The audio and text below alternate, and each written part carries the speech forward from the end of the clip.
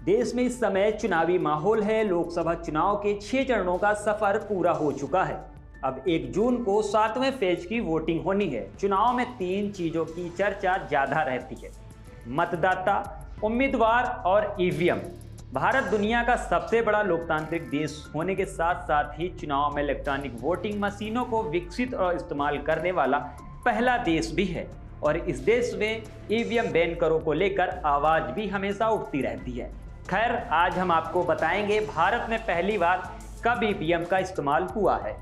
19 मई 1982 को केरल के उत्तरी परवूर निर्वाचन क्षेत्र में इलेक्ट्रॉनिक वोटिंग मशीन यानी ईवीएम का इस्तेमाल किया गया था।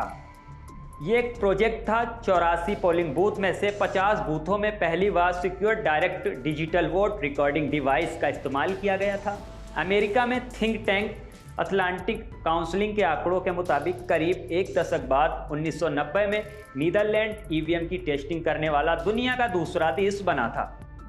भारत समेत करीब 25 देश इस समय डिजिटल वोटिंग का इस्तेमाल करते हैं। भारत के चुनाव के मुताबिक ईवीएम का इस्तेमाल करने वाले देशों में America, Australia, Belgium, Bulgaria, Italy, Canada, Switzerland, Brazil, Chile, Peru, Namibia, Nepal, Bhutan, Armenia और बांग्लादेश जैसे देश शामिल हैं।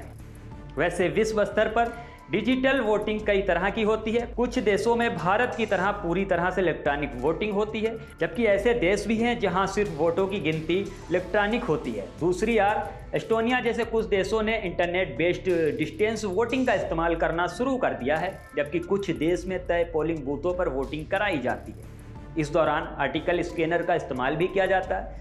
ज़्यादातर देशों में इलेक्ट्रॉनिक वोटिंग डिवाइस प्राइवेट कंपनियों की आड़ से इंस्टॉल किए जाते हैं। भारत में ईवीएम को बनाने का काम 2 सरकारी कंपनियों के पास है। नंबर 1, ये कंपनियां बेंगलोर में भारत इलेक्ट्रॉनिक लिमिटेड और भारत में हैदराबाद में भी एक इलेक्ट्रॉनिक कंपनी है जो Hyderabad electronic corporation of India limited के नाम से जानी जाती है।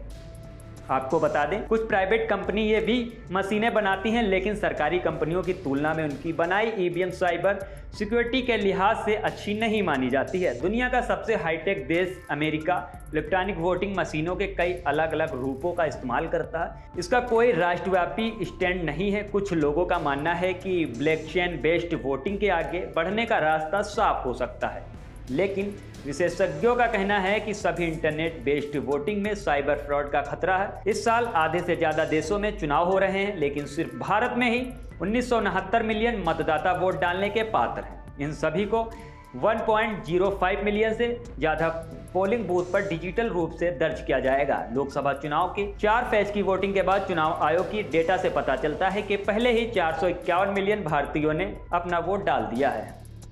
पिछले कुछ हफ्तों में डिजिटल रूप से वोट डालने वाले मतदाताओं की संख्या अमेरिका की पूरी आबादी यानी 350 मिलियन से ज़्यादा है। चुनाव आयोग के डेटा से पता चलता है कि अब तक लगभग 3200 मिलियन या 320 करोड़ वोट ईवीएम के जरिए डाले जा चुके हैं।